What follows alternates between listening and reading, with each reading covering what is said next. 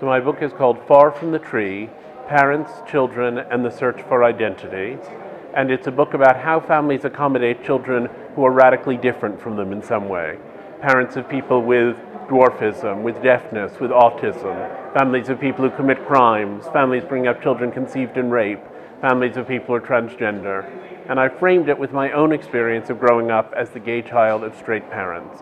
And I propose that there are really two kinds of identity. There are identities that are handed down generationally and which are reinforced by parents. One's ethnicity, one's nationality, one's race, often one's religion. These are things parents usually have in common with their children. But there are many other kinds of identity that parents don't have in common with their children. And while the identities that parents share with their children are generally reinforced at home, the identities that they do not share with their children are often treated as illnesses and attempts are made to cure them. So I've said that many times you find that parents of gay children are uncomfortable with the idea that their children are gay. Most deaf children are born to hearing parents, and those hearing parents tend to be uncomfortable with having a child who's deaf. Families of children who are transgender are not themselves transgender, families of people with autism, and so on and so forth. And I really set out to investigate how identity gets formed for these people who have what I've called horizontal identities. Because instead of being passed down generationally in a vertical fashion, they're identities that have to be learned from a peer group. And the family effectively has to learn the vocabulary of identity not from their own parents and from their own antecedents, but from the people who are the peers of the child they've produced. So the book is divided into 12 chapters. In order, they're deafness, dwarfism, Down syndrome, autism, schizophrenia, multiple severe disabilities, prodigies, families bringing up children conceived in rape, families bringing up children who have committed crimes, and families of people who are transgender. And as I say, I framed it with my experience.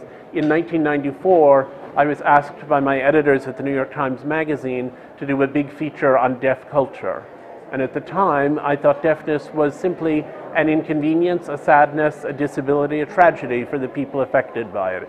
And what I found instead was a vibrant community united by the use of sign language, some of whom wished they were hearing, but many of whom felt that the world they lived in was the world for which they had been intended.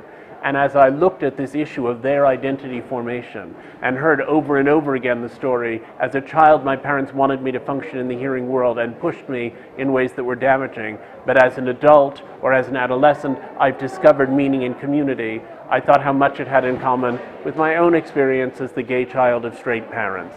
And that became the defining language for me to explore all these different identities. So I'm married to my husband, who I've been with for 12 years.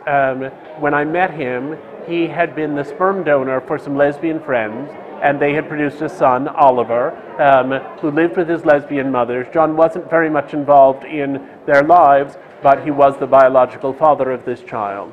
And a couple of years later, he was the biological father of their second child, Lucy. And we saw the children occasionally, and we saw their mothers occasionally. We were very fond of them, but there was always the sense that they were their own family and we were something separate and apart from that. Then one of my closest friends from university, who had gone through a difficult divorce, said that she really regretted not being a mother. And I said, well, if there's ever a moment when you decide you want a child, I would be honored to have a child with you. And rather to my surprise, she decided to take me up on the suggestion. And so we produced a daughter, Little Blaine. Little Blaine lives with her mother in Texas. Oliver and Lucy live with their two mothers in Minneapolis. And then John and I decided that we really wanted to have a child at home to be with us all the time. And we decided that we would go ahead and do that, and that I would be the biological father, since I was the sort of engine behind the decision to have a child. And we got an egg donor who came to us through an agency. And Laura, one of the lesbian parents of Oliver and Lucy, offered to be our surrogate and carry the pregnancy. And so she carried the pregnancy with George, and George lives with us in New York. So the shorthand is that it's 5 parents of 4 children in 3 states in America. They all view themselves as some sort of siblings. There's an intimate and close connection among all of us. We just all spent Christmas together. It's a very meaningful, tight family, these adults and these children. George is the only one who's with us all the time. I'm legally a parent of Blaney. We aren't legally parents of Oliver and Lucy, but we all are engaged with and interact with one another. So I considered perhaps 50 categories of difference. There were many kinds of difference that were of interest to me. In the end, I tried to choose differences that didn't have too much overlap. So if I was writing about dwarfs, I didn't need to write about gigantism. And if I was writing about deafness, then I didn't need to write about blindness. Not because they're the same, because in fact they're very different, but simply because I was trying to choose things that were representative of the full range of experience that existed within the confines of this thing I had defined as horizontal identity. The opening of the book is about what it was like to be the gay child of straight parents, and the last chapter of the book is what it was like to become a parent myself. And I feel as though many people said to me that they were astonished I would have a child after working for so long on a book that was about how terribly wrong things could go for all of these families.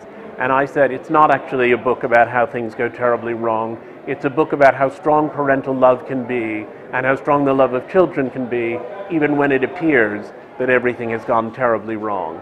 And that was what I wanted to capture. And I said that when I first thought of having children, I thought, but they'll have two fathers and no mother. Will it be difficult for them?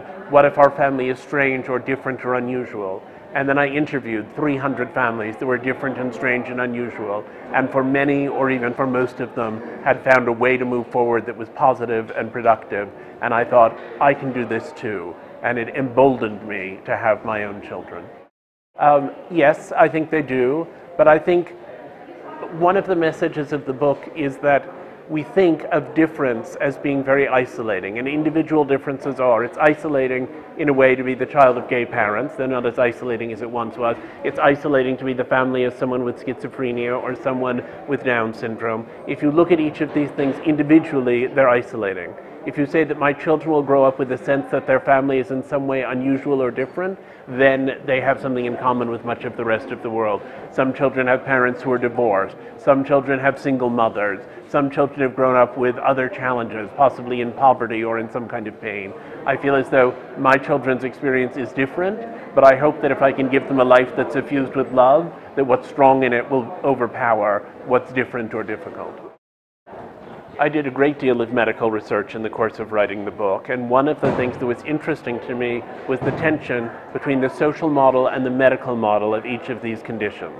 So you have a social model in which deafness in the United States is accepted to a greater and greater degree as a culture at the exact same moment that you have medical progress with cochlear implants that mean that fewer and fewer people will be functionally deaf. And so I found studying both the cultural models and the medical models together was incredibly interesting and rewarding. I found when I got to criminal justice and to looking at families of people who commit crimes that in the same way a parent is uncomfortable with a child with a disability, so a parent may be uncomfortable with a child because of what he does. But I found there also that there was both a model in which you said, this is something aberrant, it's caused by a brain that's wrong, it's caused by the way they were brought up, it's caused by things in the world, and a model in which the person was actually having an identity as a criminal and had entered into this behavior because of a commonality it gave him with other people with like behaviors. So yes, the medical and the social run all the way through the book. There is slowly a greater acceptance of difference at the same time that advances mean there are fewer differences. And I wanted to awaken people to the idea that much as species diversity is crucial to the health of the planet, so a diversity of human experience is crucial to the health of the human race. I wanted to say, in effect, if we narrow what it is to be human, if we eliminate categories of disability, we may save individuals great suffering, and that has enormous worth. But we should be awake to the fact that we also lose a somewhat different perspective on life, which has also been demonstrated to have value.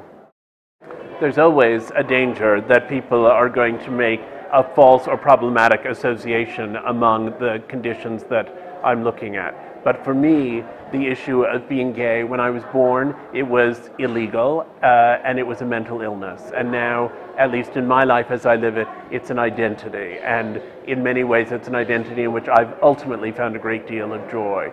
And I thought, okay, but if I as a gay person could move from an illness model to an identity model, surely there must be other people who can make this transition in the other areas they're in. I don't want to say that anything is equivalent. Being a criminal and being autistic aren't equivalent. Neither of them is equivalent to being gay, and yet this experience of negotiating your way through changing social dynamics and the possibility of a great liberation, that's the same, I think, for all of us, and I wanted to examine those commonalities.